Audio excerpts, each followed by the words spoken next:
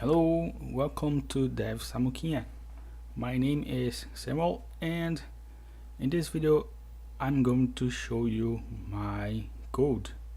So if you don't know, there is already a first video where I show you a little context and I do a little demonstration about the functionalities of this project.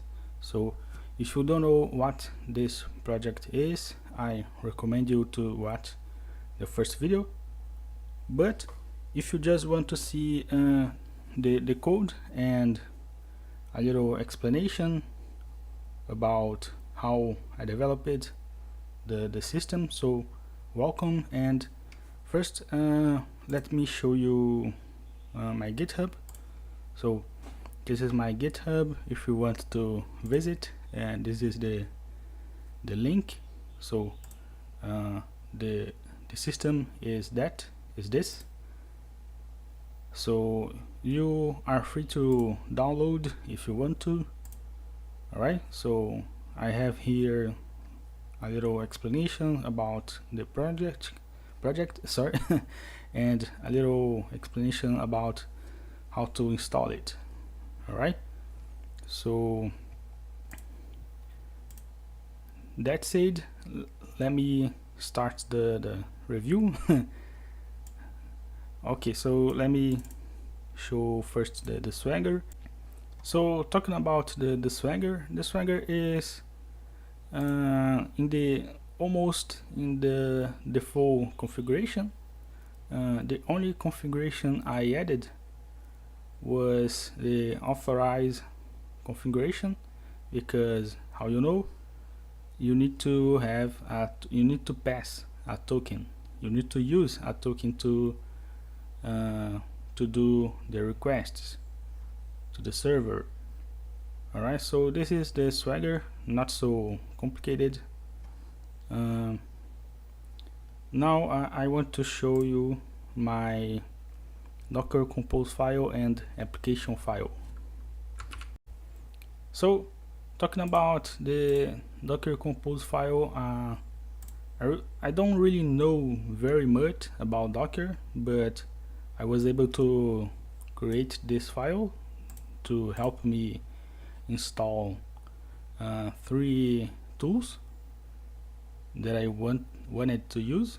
So I used MySQL, Redis and Rabbit. So you can see in the Docker desktop that I am using 3 containers, and each container is related to the tools I use.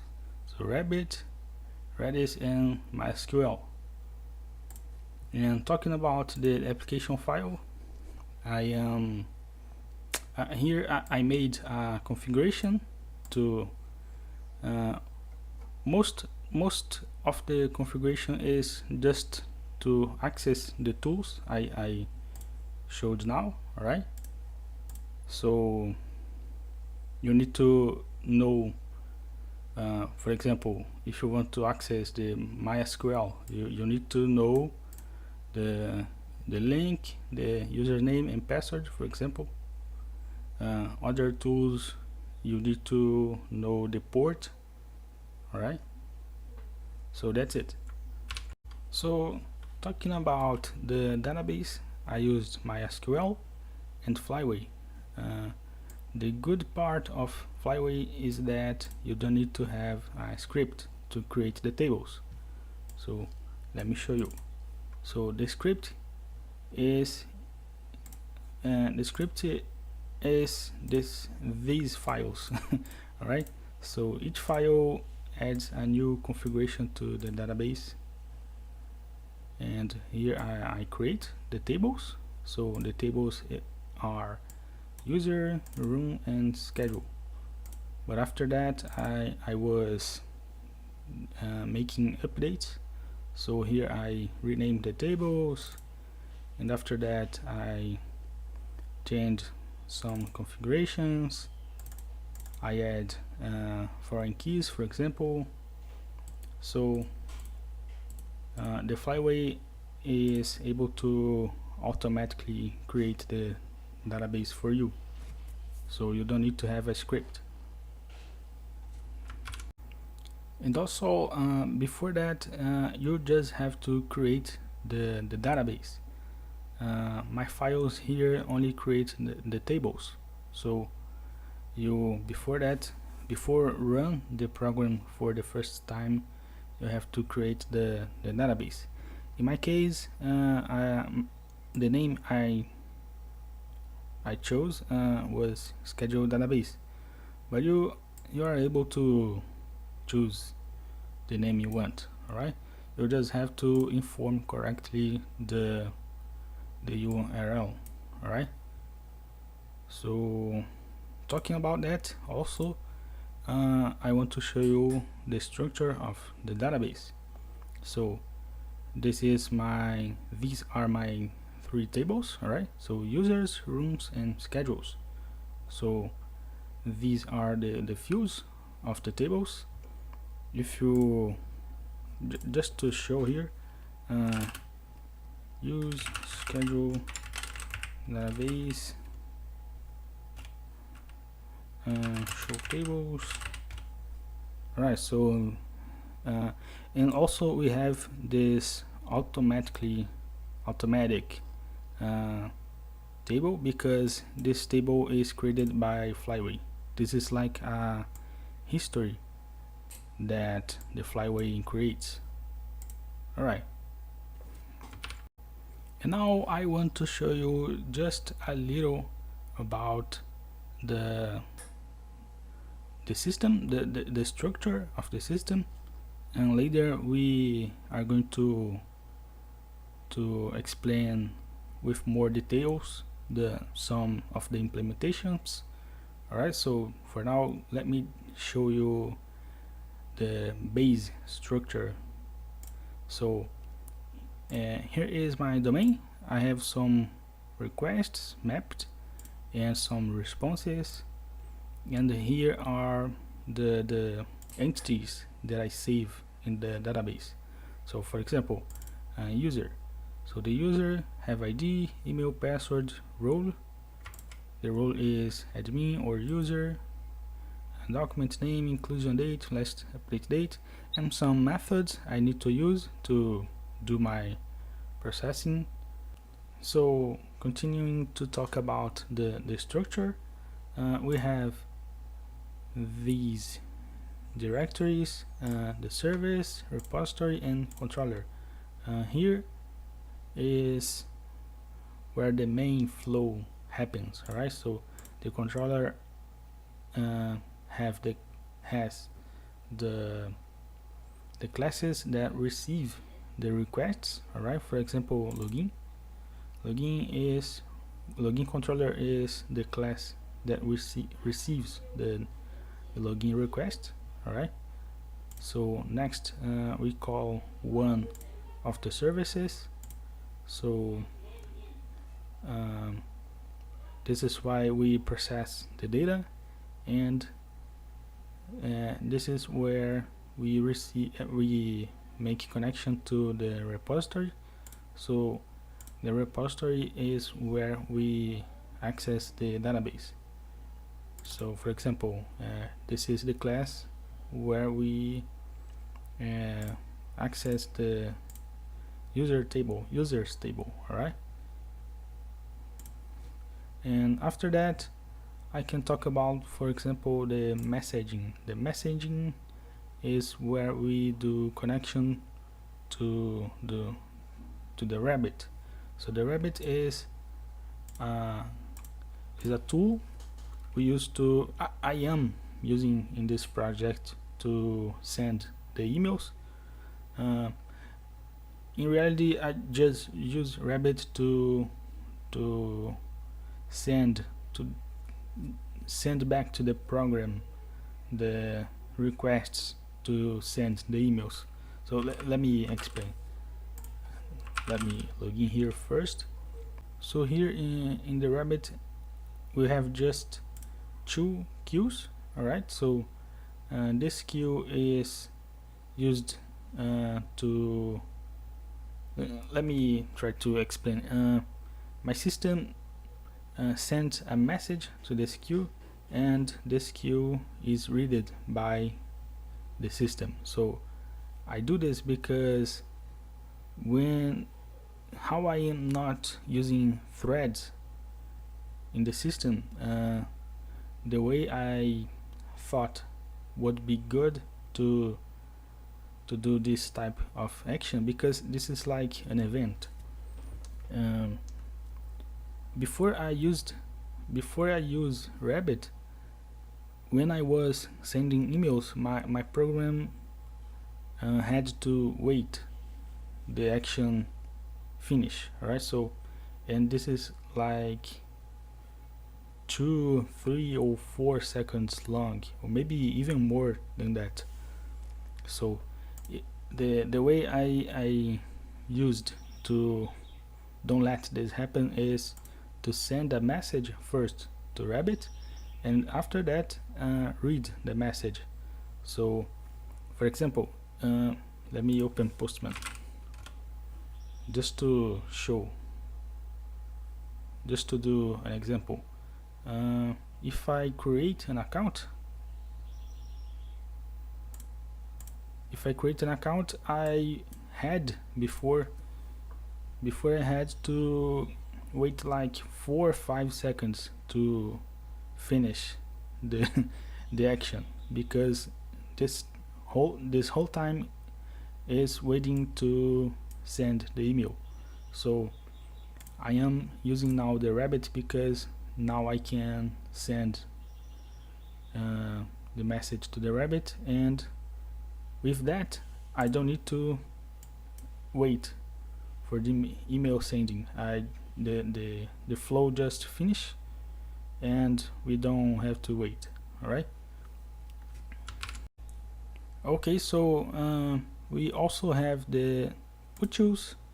So the utils is where I add some specific, very specific functionalities. For example, this is why I put some strings to help my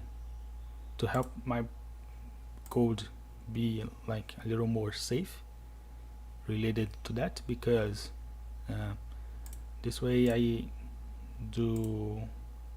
I have less less way to type wrong the strings. Alright, so this helped me a lot. Here, for example, I created a annotation. So talking about that,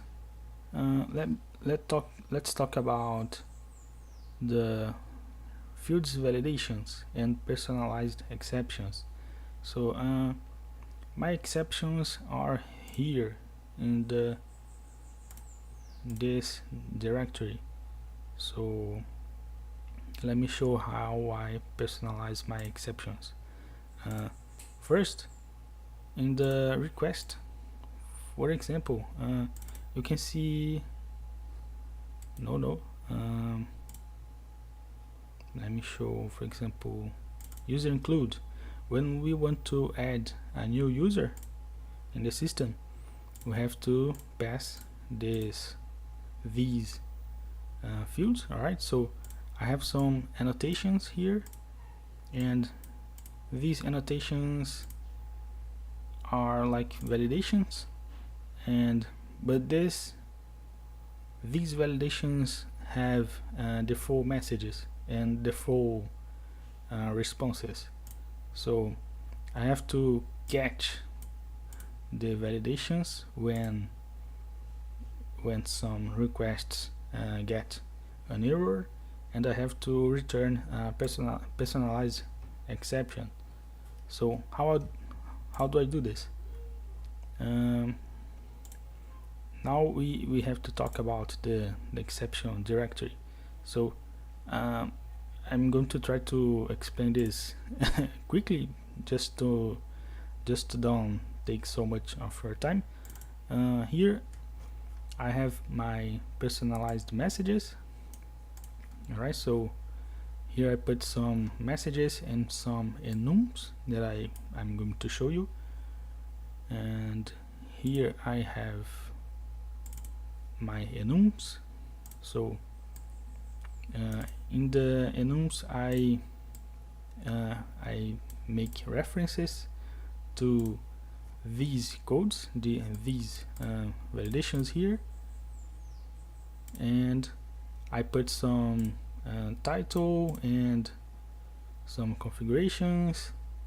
And here, for example, I have my handler. So the handler is where my system catches the exceptions. For example, here is where I catch exceptions that I throw manually in the code. But here, for example, is the system catches the errors like automatically. Of course, that I made an implementation that I am going to reference this file. So specifically, this method is where we do like a mapping to know what error occurred. Sorry, what error happened. All right, so this is here I do like a mapping. So I reference these guys, and also I use this class to read. This class reads these messages. So this class reads all these messages in this file and do like a mapping. So this handler reads, uses the messages, like here, uses the messages to like do a mapping. I having a little difficulty to explain this in English. Sorry, but I think I passed the context, at least the context. Right, so basically I do big mapping using this file and this class, and the handler reads the map and references my enum and return a personalized exception. My exception, my body of the exception is this.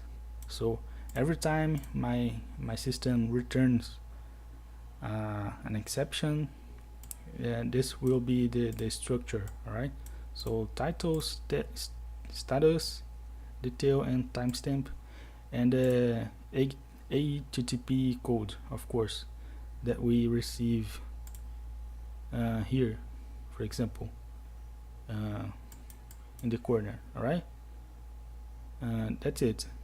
So next we have authentication and authorization.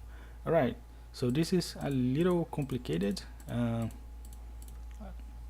Let me try to explain this quickly as well. So I have some security configurations. First, I have the filter. So the filter, what is the filter?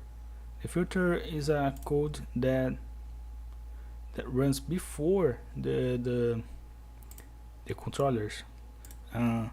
Usually we think the start of the flow is in the controllers, but no, we can add filters that runs before the controllers. So this filter, for example,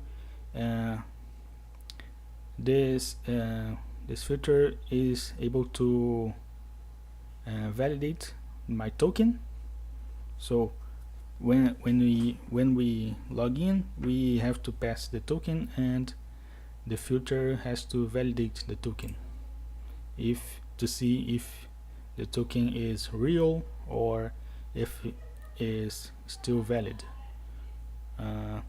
The token service is where we generate the token when we do login and when we are using the token to access the other services. So let me show you. Here, for example, is where we do some we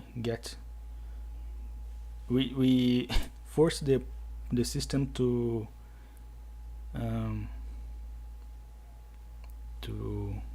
this is where we force the user to pass the token validation, because this is where we see if the token exists. If not, the system throws errors. All right. And here is where we load the user added in the user saved in the database. So when we pass the authentication token, we have to search for the user in the database, and if we don't if the user doesn't exist, we throw an error saying the user doesn't exist. All right. And all this was talking about the authorization. We also have to talk about all this was talking about the authentication, but now we have to talk about authorization. So let me show you. The authorization is here in the controllers. So for example, the user controller, to add a new user, we don't need to be an admin, but to list the users, we only can do this if you are an admin. So you have to be this role. You have to be an admin to do this, right? So we have this many endpoints, right? So other thing I want to show is here. Here you don't need to be an admin, but you need to pass the right ID to the right token. So for example, you can only add a schedule for yourself. Even I made in a way that even if you are an admin, you cannot add schedules for other user. Alright, so you have in the request, you have to pass the ID in the request, and the ID have to be equal to the ID that exists in the token. Alright, so I made this also here, for example, to list your next schedules. And here, for example, I made different. To delete a schedule, you can be an admin, or if you are an admin, you can delete other people's schedules, or if you are a normal user, you can delete only your own schedules, right? So this is very cool. This is a big improvement in the system. All right, so now talking about the messaging with the rabbit. I know I almost talked about before, but let me show you now. I have this class. This class is where I do like a map using the messages. So this is always the title, and we have the titles and the messages related. So we have like four type of event. So the included user, removed user, updated room, removed room, and removed schedule. So in the first video I showed you that there are some events that you receive emails, the user receive emails. Alright, so we have the title and the message, very simple. After that we have the dispatcher. The dispatcher is where we do the connection, we do the sending to RabbitMQ, and the listener is where we receive the message. So again, we send the message to Rabbit, and after that we read the message. So here I call this service, and here is where we finally send the email to the user. Alright, and now let me just quickly show you the configuration about the Rabbit infra. Alright, so just quickly, you can see here I create two queues, two queues, and the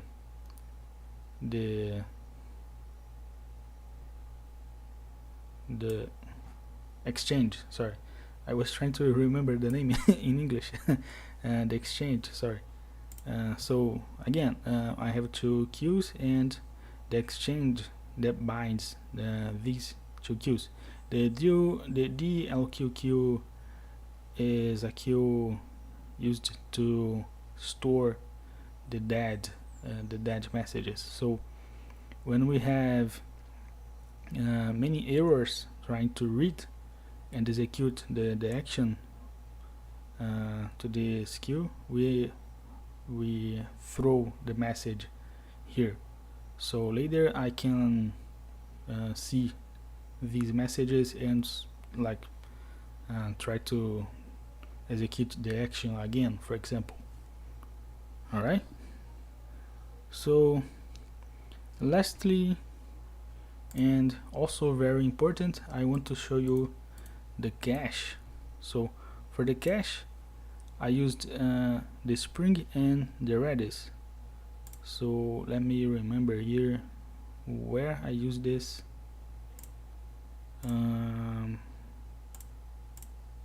I think the main implementation here is in the room. When we list, here, when we will list the rooms, before I use cache, I was having to search in the database, in the MySQL. But if I have many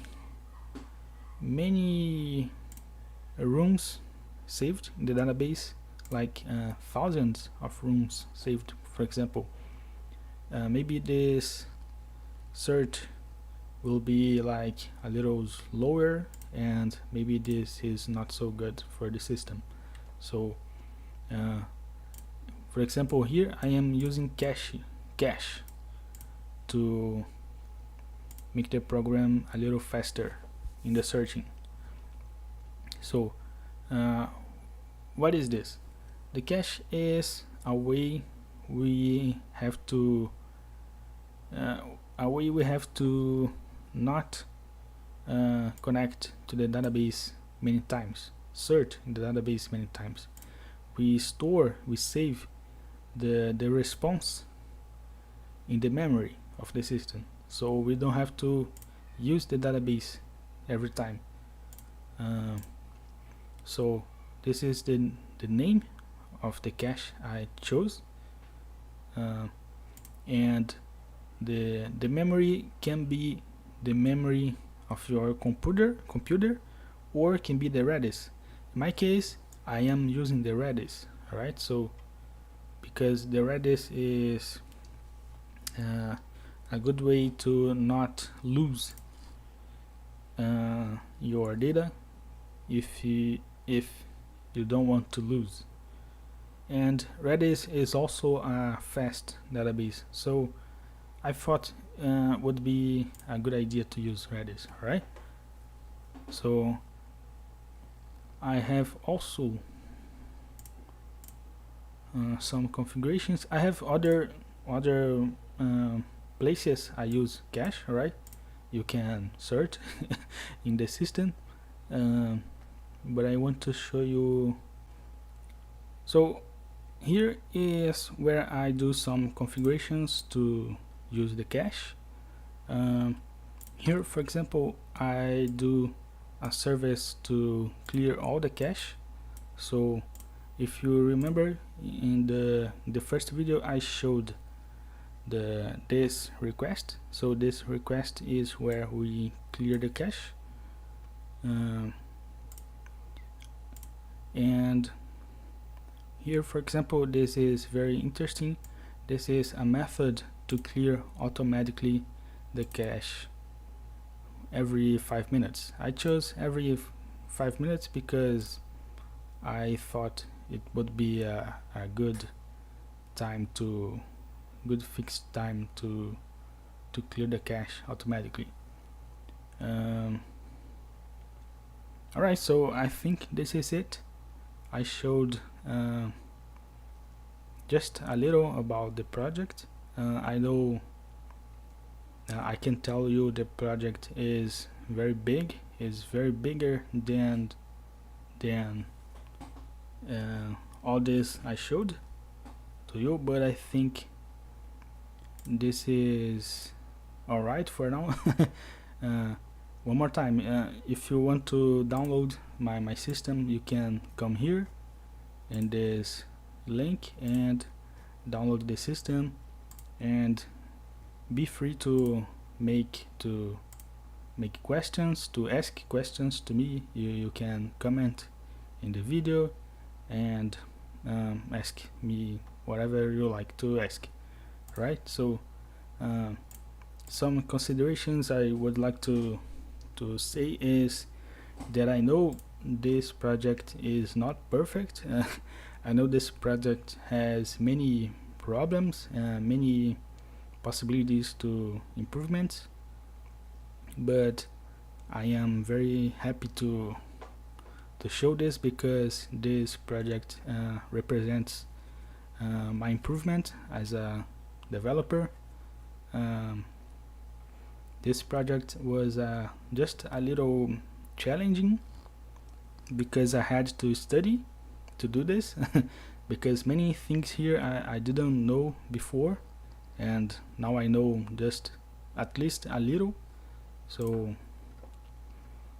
this is I'm proud. All right, so I'm proud to show this to all you. So finally, I hope you like it, the video and the project, and thanks to watch the video. All right, bye bye.